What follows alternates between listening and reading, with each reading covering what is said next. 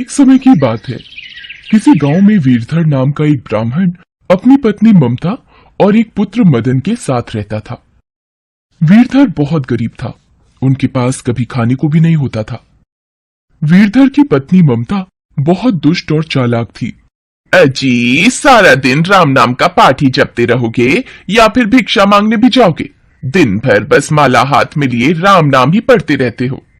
अरे, तुम्हारी ताने देने की आदत कब जाएगी? मैं भी क्या करूं?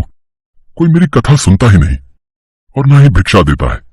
मुझे कुछ नहीं पता, कुछ भी करो पर भिक्षा मांग कर लाओ।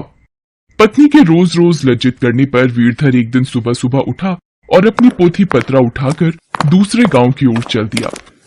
रास्ते में अंधेरा होने को है, यहीं पेड़ के नीचे बैठकर रात गुजार लेता हूँ, फिर सुबह दूसरे गांव पहुंच जाऊंगा। वीरधर वही पीपल के पेड़ के नीचे बैठकर राम नाम जपने लगा। सुबह होने पर जब वो उठा तो पास के सरोवर पर स्नान करके वो आगे चला और दूसरे गांव में पहुंचा। माई, कोई भिक्षा दे दो। आगे चलो ब्राह्मण देवता, यहाँ कुछ नहीं है। बेटा, यहाँ किसी के घर पूजा पाठ या कथा का कार्यक्रम हो तो मैं बहुत विधि विधान से करवाता हूँ। नहीं बाबा, हमें कोई कथा या पूजा नहीं करवानी। अब मैं क्या करूं?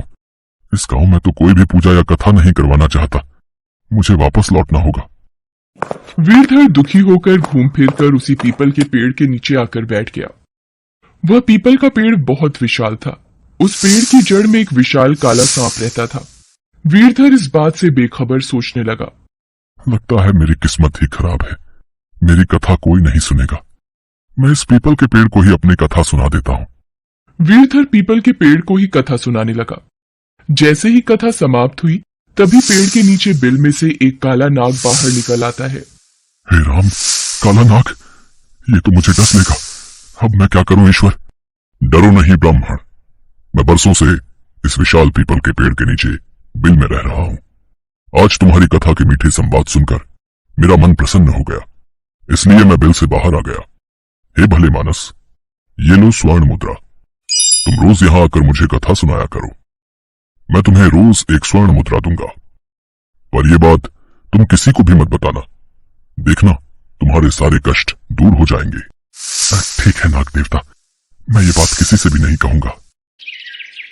वीरधर रोजाना सुबह उठकर नहा धोकर अपनी पोथी पत्र लेकर उस पीपल के वृक्ष के नीचे पहुंच जाता और वहां बैठकर नाग को कथा सुनाता और बदले में नाग वीरधर को एक स्वर्ण मुद्रा दे देता। देखते ही देखते वीरधर के पास खूब धन संपत्ति हो गई। गांव के लोग आपस में बातें करने लगे। अरे भाई, ये ब्राह्मण महाराज के तो दिन ही फिर गए लगते हैं।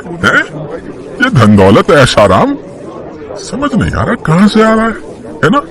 मुझे तो लगता है ये ब्राह्मण कोई गलत काम करने लगा है, नहीं तो एकदम इतनी कमाई भला कौन कर सकता है? रुको, ब्राह्मण महाराज नजदीक से ही निकल रहे हैं।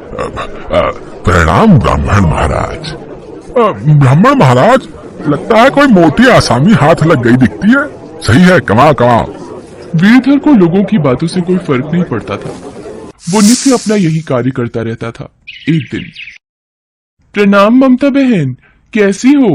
वैसे अब तो ब्राह्मण महाराज का काम खूब अच्छे से चल रहा है, पर इतनी कथाएं कौन सुन लेता है जो इतना धन दे देता है? मैं ये सब नहीं पूछती, अब मुझे तो आम खाने से मतलब है। मैं भला गुठलियां क्यों गिनने लगी? औरतों की बात सुनकर ममता के मन में शंका आ गई। उसने एक दिन अपने पति वीरधर से पूछा, सुनो जी, आप रोजाना कहाँ जाते हो जो आपको इतना धन मिल जाता है? मुझे भी नहीं बताओगे? क्यों, मैं कहीं से भी धन लाऊं, उससे तुम्हें क्या? जब मैं कमाता नहीं था तब भी तुम्हें परेशानी थी, अब धन ला रहा हूं तब भी तुम परेशान हो। पर मैं आपकी पत्नी हूँ, मुझे इतना हक तो है जानने का कि मेरा पति आखिर क्या काम कर रहा है। कुछ दिनों तक वीरधर इसे टालता रहा, पर एक दिन ममता ने वीरधर को मजबूर कर दिया। मजबूर होकर उसने अपनी ममता को नाग की सारी बात बता दी। अच्छा, ये बात है, फिर तो उस नाग के पास बहुत धन होगा, तभी वो रोजाना तुम्हें एक स्वर्ण मुद्रा देता है। ममता के दिमाग में लालच ने जगह बनानी शुरू कर दी और एक दिन, ये तो बहुत सीधे हैं, रोजाना की एक ही स्वर्ण मुद्रा लेकर वापस आ जाएंगे। एक काम करती हूँ, इनके खाने में नशे की दवा मिला देती हूँ, जिससे ये बेहोश हो जाएंगे और फिर मदन को जंगल भेज दूंगी। ममता ने वीरधर के भोजन में नशे की दवा मिलाकर उसे खिला दी और बेहोश कर दिया। फिर अपने बेटे से बोली, मदन बेटा, तुम जंगल में उस पीपल के पेड़ के पास जाओ और उस नाग को कथा सुनाना। जैसे ही नाग कथा सुनकर स्वर्ण मुद्रा देने लगे, तुम नाग को मार देना और नाग द्वारा पेड़ में छुपाई सारी संपत्ति ले आना। ठीक है माँ, मैं ऐसा ही करूंगा। वीरधर ब्राह्मण का लड़का मदन पोथी पत्रा लेकर जंगल में गया और पीपल के पेड़ के नीचे बैठकर कथा सुनाने लगा। कथा पूरी होने पर वो नाग बाहर आया और उसको स्वर्ण मुद्रा देने लगा। अच्छा, आज ब्राह्मण की जगह ये लड़का कथा सुना रहा है। कोई बात नहीं, ये लो तुम्हारी स्वर्ण मुद्रा। जैसे ही नाग मदन को स्वर्ण मुद्रा देने लगा, मदन ने कुल्हाड़ी से नाग पर वार कर दिया, जिससे नाग की पूंछ कट गई और नाग ने पलटकर मदन के पैर में डस लिया, जिससे मदन की मौत हो गई। उधर वीरधर को जब होश आया, अरे, मैं बेहोश कैसे हुआ? और आज मैं नाग देवता को कथा भी सुनाने नहीं गया। अरे, मेरी पोथी पत्रा कहाँ गए? कहीं कुछ गलत तो नहीं हो गया? हे भगवान! वीरधर जल्दी जल्दी जंगल की ओर भागा और उसके रोंगटे खड़े हो गए। मदन मेरे बेटे, ये क्या हो गया? तुम यहाँ मृत अवस्था में कैसे आ गए मेरे बच्चे?